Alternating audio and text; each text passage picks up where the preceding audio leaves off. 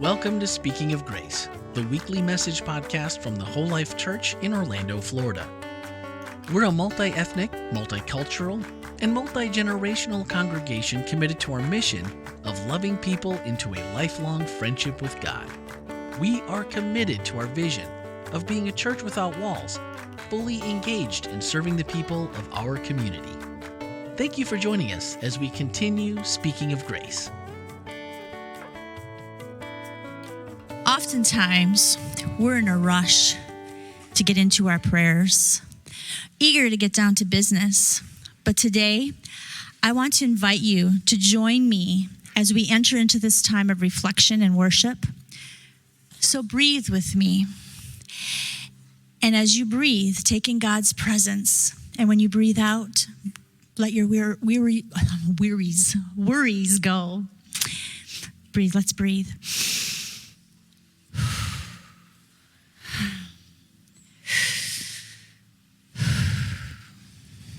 Creator God, we come to you today to worship you as our creator. We belong to you, and we want to be with you. Remember how you first created us from the earth, and in all your creation, you saved us for last. You wanted us for companionship. And now we long for your friendship, but mostly we long for your touch on our hearts and for that connection it brings.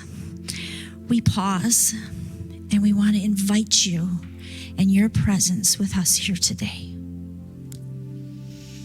You know, our hearts are sick with worry and our eyes become dim because of our tears. But God, you remain the same forever. Your love for us is unending and will last for eternity. So we worship you for this everlasting love. We worship you for your care for us. We worship you for your guidance and protection. We worship you for your love, and we worship you for your amazing creation. We worship you simply because you are God. You are God both in heaven and earth, and we praise you for all that you do and all that you have done and will continue to do. Amen.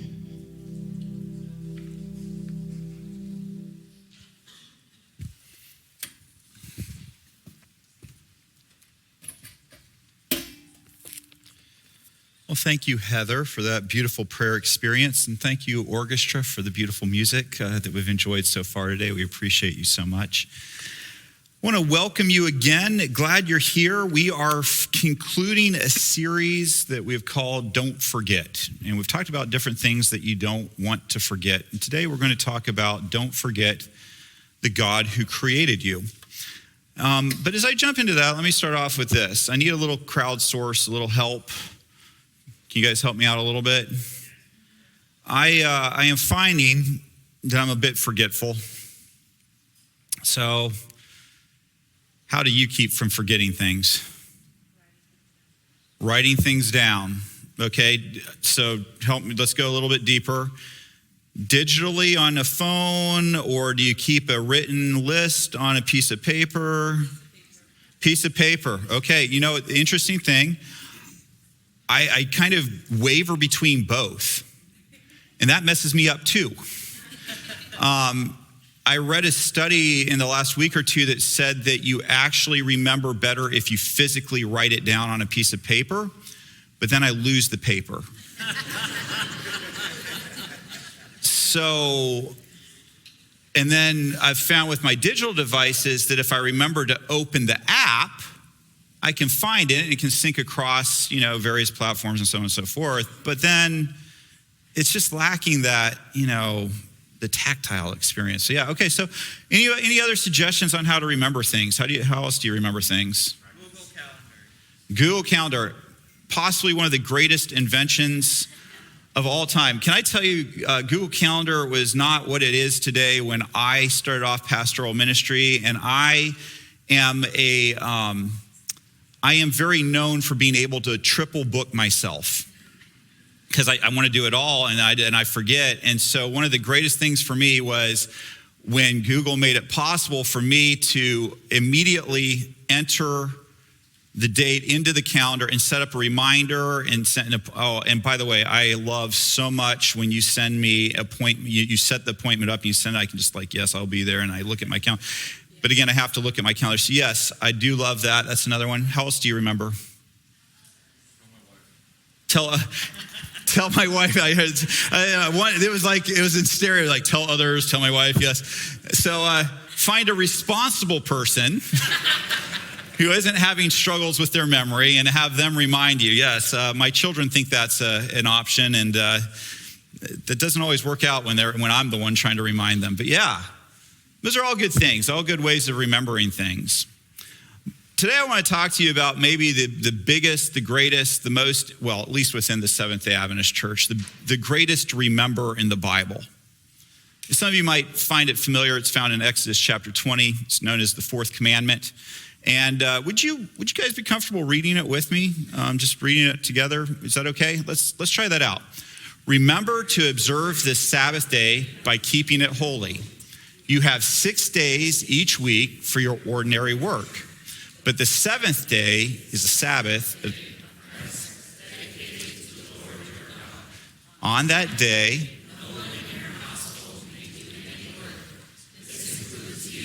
your sons and daughters,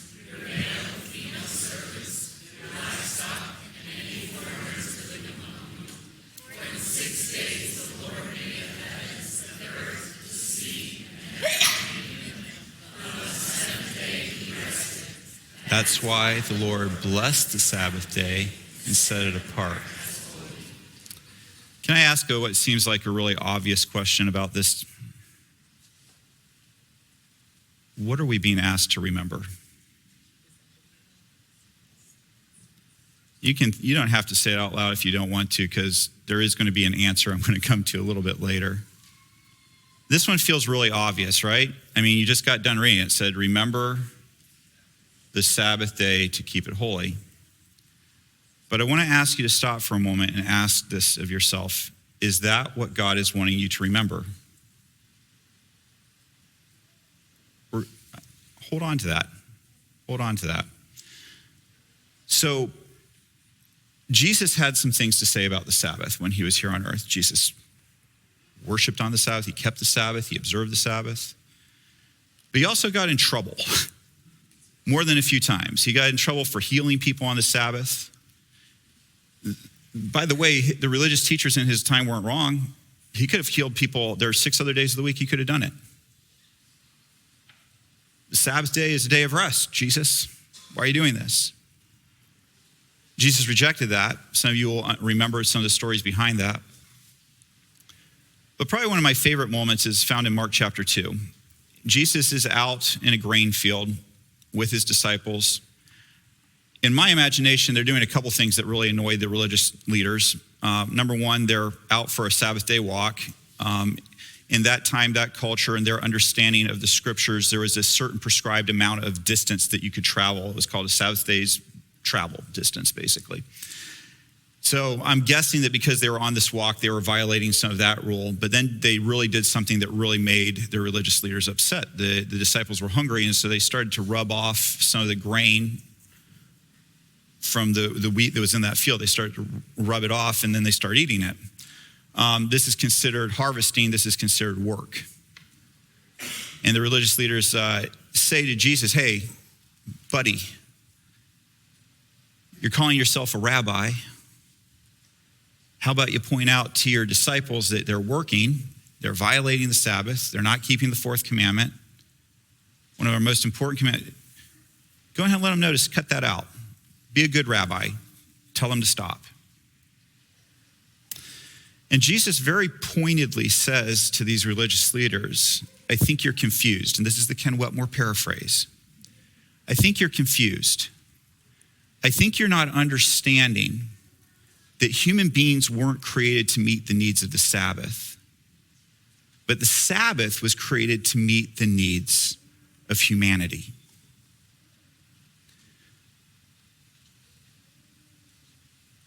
So, Another question for you this morning. What are our needs that the Sabbath was created to meet?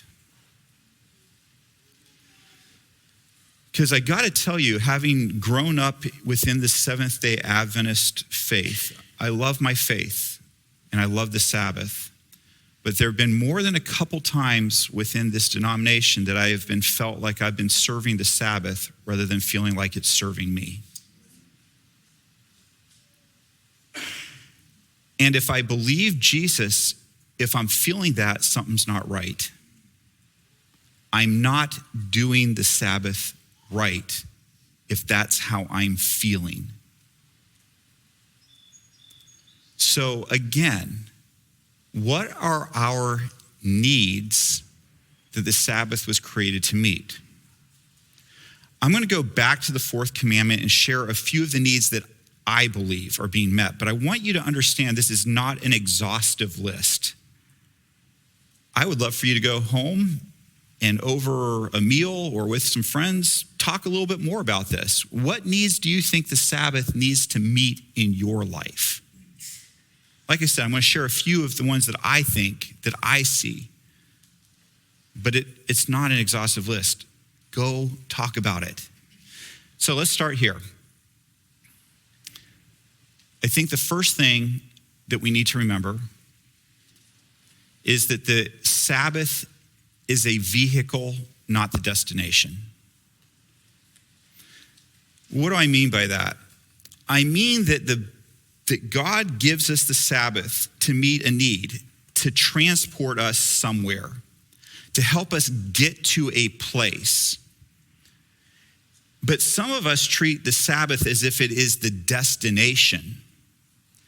So imagine if you told me you went on vacation last week. Oh, I went on vacation. I said, that's awesome. Where'd you go? I sat in my car. Really? Yeah. It was a vacation. We had to go, so we got in the car. We sat in it. We drove around the block once or twice. And then we just stayed in there for the next 4 days. It was really uncomfortable. Not my favorite vacation. Is it the vehicle's fault that you didn't have a good time on your vacation, or did you not use the vehicle for what it was intended to be used for? I want to suggest to you that I really truly believe that the Sabbath is a vehicle that takes us somewhere. To Jesus' point, the Sabbath was put there to meet our needs, not for us to meet its needs. In other words, it is meeting our need to take us somewhere. Where might that somewhere be? And by the way, so what in this commandment makes me think that? Well, see how it says, remember to observe the Sabbath day by keeping it holy? But then look down where it says, for in 6 days the Lord made the heavens and the earth. That is telling you something, that the remembering the Sabbath day is to remind you that you were created, that God created this world, which kind of takes me to this next point that I want to make. The Sabbath meets another need. It meets the need for equality. Now, I know that might make a few of you feel uncomfortable, but let me just say for a moment that in God's eyes, we're all equal, aren't we? And once a week, God gives every single person, from whoever's considered the lowest person on the org chart to the person that's considered the highest person on the org chart, God gifts a day of rest. He gifts them a vehicle to get to a destination. You don't have to be rich. If you're poor, you don't get extra credit for that either. No matter who you are, the Sabbath is an equalizer. Just look at the commandment. Who does the commandment exempt from taking the day off? Nobody. Everybody gets it off. You can't make your servants work for you. You can't make the person who just immigrated into your country do it. It is a day where everybody, including the animals, get a break. The Sabbath is an equalizer. The Sabbath reminds us that God loves us all equally, and our status in society has no impact on God's love for us and care for us. I think that's the need we have, to feel like we matter no matter where we are at in our culture, in our world. I also believe that the Sabbath is a opportunity for us. The need that it meets is to go back to Eden. Have any of you ever wished that you could be in the Garden of Eden? The Sabbath is a weekly return there. It's a return to a world where if you weren't working, you weren't going to starve to death. Remember, after Adam and Eve sinned, God says, because you did this, you're going to have to toil for your food by the sweat of your brow. And what does God do when he gives us this beautiful opportunity? He says, but you get to go back to Eden for one day a week. You get to go back to a place where you're not having to toil, where you can take a break. And don't forget that Genesis 3 also seems to indicate that God would come down and walk with them on a regular basis. He would be in the garden with them. And so the garden is again restored to us. We have an opportunity once a week to put everything aside, be in the garden, to rest and be with God. This takes faith and trust. Has anybody else ever felt anxious as Sabbath approached? You don't have to say out loud, I have. There have been times for me in my life where life is so hectic and so busy, I'm like, but if I put all this aside, I am going to be overwhelmed. One of those times for me was when I was pastoring and working on my master's degree at the same time. And I was in a program that was not a Seventh-day Adventist school where they are considerate about your Saturdays. This was in another kind of school, a very rigorous school. And assignments were due on Saturday. They were due at 11:59 p.m. Saturday night. They were due at 11:59 p.m. Friday evening. And the program was super rigorous. And I wondered to myself when I first began, am I going to be able to do this program and actually take the Sabbath off from school? But I decided that's been my practice. It's been something I've done throughout my career, both when I've been working in the Adventist church and when I've been working outside the Adventist church. And I said, I'm just not going to change for this. And it meant that I had to plan ahead. It meant that if there was an assignment due, I needed to have it done Friday afternoon. If it was due on Friday night or Saturday night, I'm not going to want to worry about it over the Sabbath. I'm going to make sure it gets done. I did very well in the program. And when I went and started teaching at Middle Tennessee School of Anesthesia, which I thought my program was rigorous, this is a way more rigorous program for people who are becoming nurse anesthetists. One of the things I talked to them about was about having a Sabbath in this rigorous program. And I had so many students go, that's just impossible. There's no way we could do that and pass this course. And one of my favorite things to do is say, is there anybody who'd be willing to raise their hand and say that they do take a Sabbath? And every year there are about 5 to 7 people in that classroom. Some were Seventh-day Adventists, some were Church of Jesus Christ and Latter-day Saints, but there were often people that would raise their hands. And what never ceased to astound me, I didn't have to point this out, they were always the top students in the class. Because the truth of the matter is that when we stop and rest, we get more accomplished later. As one of my mentors loved to tell me, Ken, you chop more wood when you stop and sharpen your axe. And one of the needs God wants us to understand is that we can have faith and trust in him that when we do what he asks, he will provide. He will take care of us. It is an opportunity to exercise the muscles of faith and trust. And I'm not saying that you're not going to feel anxiety over it. I have felt anxiety. I have felt anxiety in my job when I worked in television news, and I was desperate to get a job. And I said, I'm not available from sundown Friday till sundown Saturday. I felt that anxiety. But it was a choice that I made. And by the way, when there were hurricanes, earthquakes, and things that I was there to help. Because I believe the Sabbath was made for doing good and helping humanity. So don't hear me say that there's a rigidness to this. But for me, if I didn't have to be doing it, if there was somebody else who could cover it, I'll take every Sunday. And that's what I always have told my employers.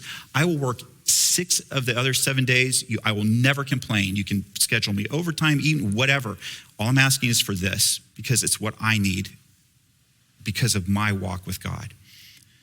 It is an opportunity for us to exercise faith and trust and put in God and believe that he can take care of us, and that there is one day of the week that we can take a break without the world falling apart because we're not taking care of it. The next thing that the Sabbath is a reminder of who we really are. You were not put on this planet by mistake. There is a loneliness that hangs over so many people that they feel like, what is the meaning of this life anyway? What am I accomplishing? Why am I even here? And this once a week reminder of that we are created by God, that we are created in God's own image. The image of the all-powerful, almighty God, that's you.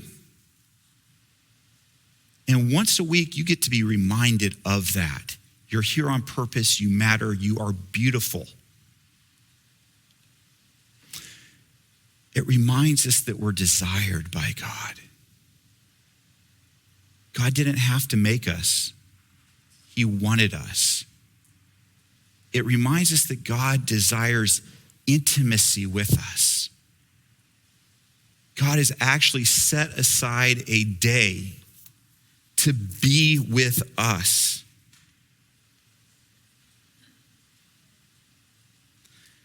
Can you imagine, like, who's the person that you would give anything to spend an hour with that's not in your life currently?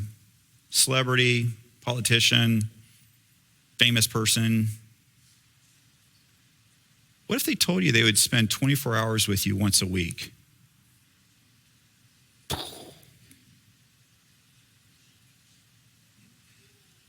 And I know some of you are saying, well, God's with us all week long. That's true. But we're busy toiling all week long. And God gives us a break and says, I will make sure that you have the opportunity to focus, not because I'm not with you the other 6 days of the week, but because I want you to have your undivided attention. It's like when I go out on a date with my wife. Please put the cell phone away.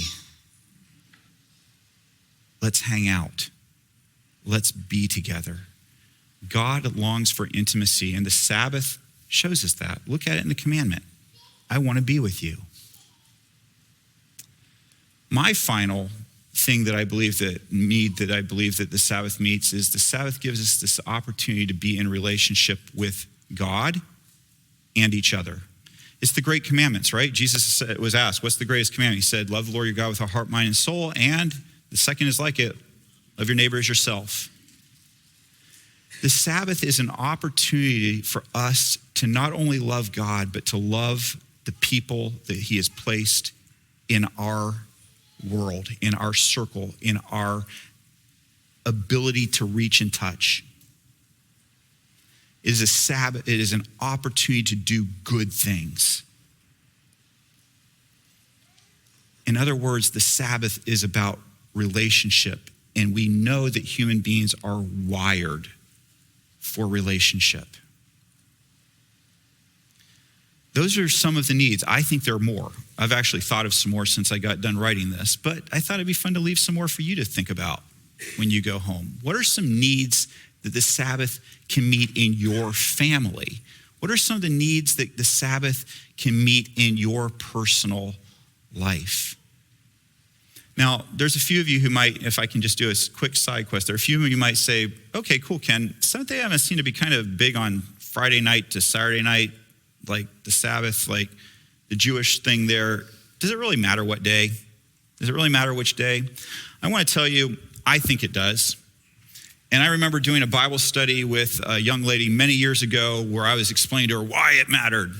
And I went through, there's the tree of the good and evil where God just said, just do it that way. And so, it's a matter of trust. And she's like, I don't know. And I said, okay, yeah, but the Bible never shows that the Sabbath was ever changed anywhere. And she's like, I don't know. And I said, okay, and I went through my Rolodex of pastoral Bible arguments for this. I went through them all.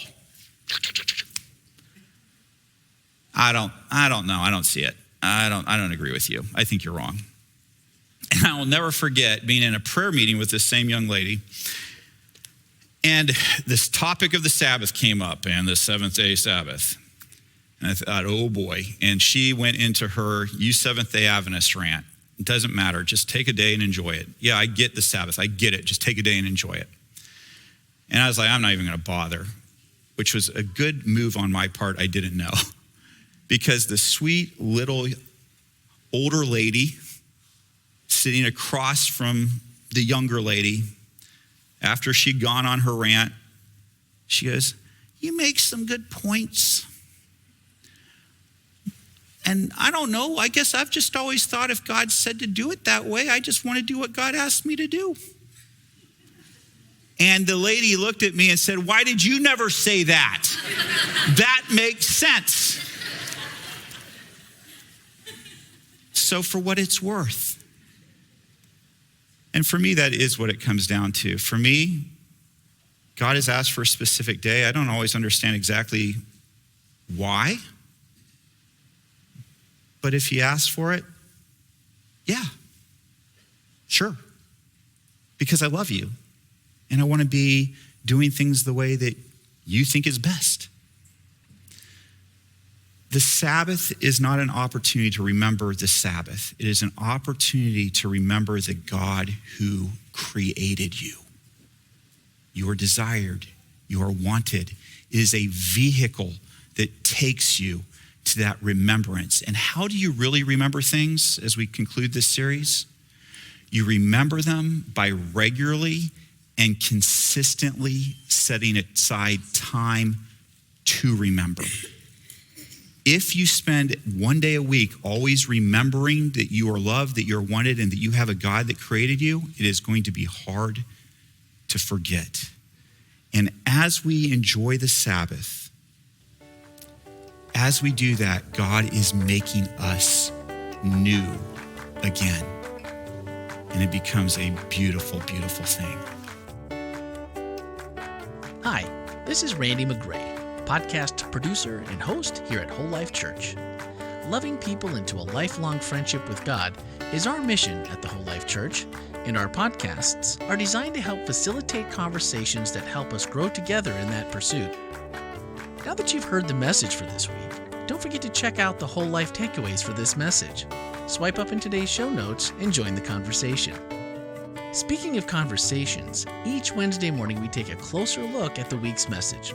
That's right, the one you just listened to. We discuss practical ways to apply spiritual lessons and ask honest questions about the issues we face as Christians, all focused through the lens of grace. Your voice is a welcomed addition to that conversation. We encourage your thoughts and your questions by sending a voicemail or text to 407-965-1607 or send an email to podcast@wholelife.church. You can find everything podcast related on our website, wholelife.church/podcast. And plan on spending every Tuesday evening and Wednesday morning with us as we bring you the Whole Life Church inspiration you love straight into your headphones. Thanks for listening and have a great week.